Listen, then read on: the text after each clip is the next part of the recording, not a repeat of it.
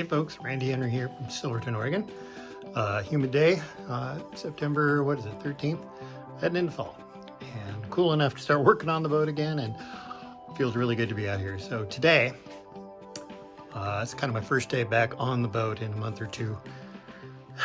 And I decided to start by solving some problems, getting rid of some mistakes. So I'll walk you through that. Here you have a window. This is the window for where the toilet will be. And as my daughter pointed out when she was back here in August, the window was placed originally here, and the toilet wall, the head wall, would have been right there. So, duh. I moved the window. And how I did that was I just redrew it over there, cut that piece out, brought in a piece of leftover double glassed 1/4-inch panel. Be sure and save all that stuff because this is where it comes in handy. I just put it over the gap. I drew lines. I cut it real carefully, and now I'm epoxying it in. It's securing now. Fit like a puzzle piece. It'll be just fine. Yeah. But the other thing that I screwed up on was when I had this all done, the top of my windshield was about an inch and a half low. And I knew that I would fix it, and here I am fixing it today. So you can see that's where it did come out. So I just took again another piece of that pre-glassed 1/4-inch panel,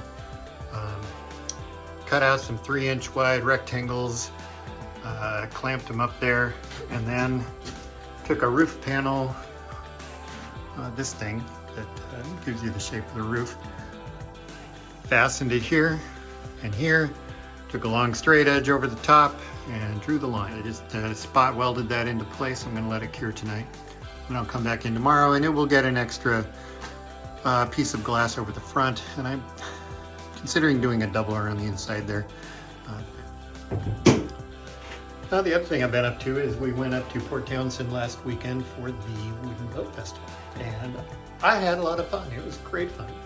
Gosh, seeing all those boats, some over 100 years old, restored, workmanship, craftsmanship that goes into those is pretty incredible, history and all. But there were also just a lot of really nicely hand-built smaller boats, a lot of sailboats mostly, but there were a few motorboats. There was a Pullman Jumbo Wide, there was a Devlin that was roughly the size of the Great Alaskan. I didn't get to talk to that owner. There were a number of dinghies I was pretty interested in that will be consistent with what I want to build here. Spent a long time 7 hours in a wiring your boat class, basically, taught by Nigel. I can't remember his last name, but he's the one who wrote the book, the big book that a lot of people use. So it was a pretty excellent class, and I learned a lot from that. Sat in on several sessions, going up the Inside Passage, preparing and planning for that, what you find along the way. I spent a long time talking to the Interlux rep, got a free t-shirt, which is the product I've been using on the outside of my boat and the paint that I'll be using. So gosh, I learned a ton, and it's just perfect for where I am in the boat build right now. So super helpful. Hey, windows are in, patches are patched. Windshield is rounded to the appropriate height. Doing a little lamination of fiberglass cloth just to strip over the front. Shore that up, we'll do the same thing on the outside. And starting to get a real sense about space in here. Which means it's time to talk about the roof. And the roof decisions need to be made, and I've been making decisions. There's the classification of the wants and the classification of what you get. And if you'll notice, I don't have a whole lot of room in here, so what I want ain't gonna happen. Conceivably, I could raise the garage door 24 inches. I measured it, it could be done. I don't know, one more project than I want to take on.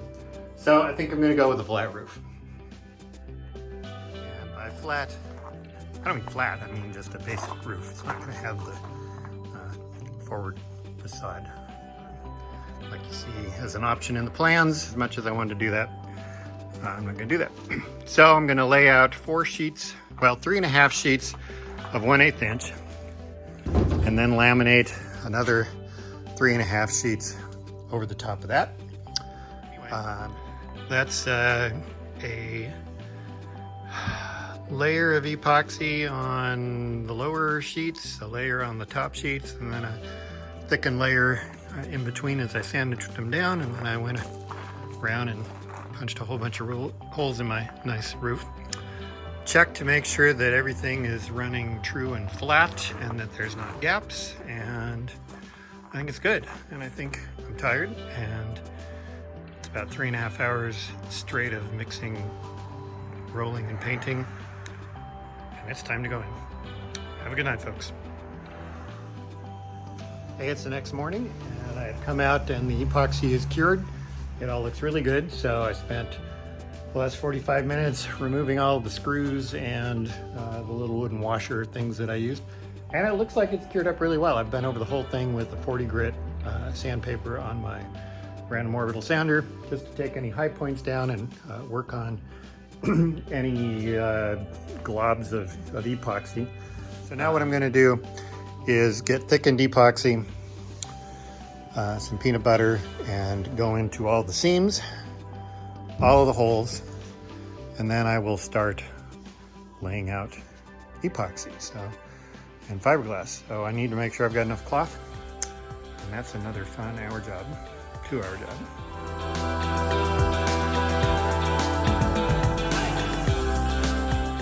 All right, yeah, it's a little bit tight up here. That's about how much room I've got between the roof of my Great Alaskan and the roof, or the floor, second story floor of my shop.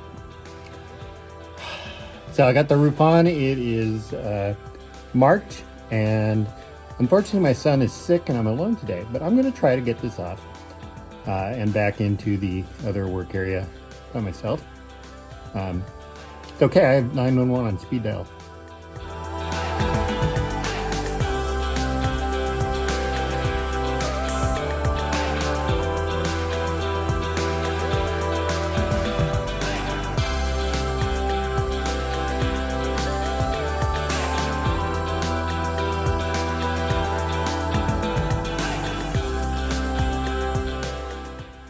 Yeah, of course I realized that I needed to turn it over and trim the edges, so I had to bring it back out from the shop. But basically what I'm doing here is this. I turned it over, a couple of sheets of plywood underneath it to keep from getting damaged. I had drawn, you can see the lines that I scribed here, hopefully, from the outside of the cabin all the way around. That's the inside line. So I'm going 8 inches out in front for the cap, for the forward. 3 inches on each side, which just about takes me to the edge of the plywood. And then I'm gonna leave the overhang off the back all the way. All right, fully trimmed, ready to start glassing.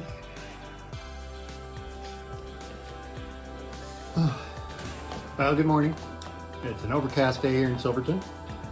And mid-September feels like it headed into late September. I am glassing the top of my Great Alaskan today. I've got it all cut to shape. I think it looks good. I've got 4 correct lengths of 10-ounce fiberglass I'm going to put over the top, and I'm just going to put it on time lapse and record and see what happens.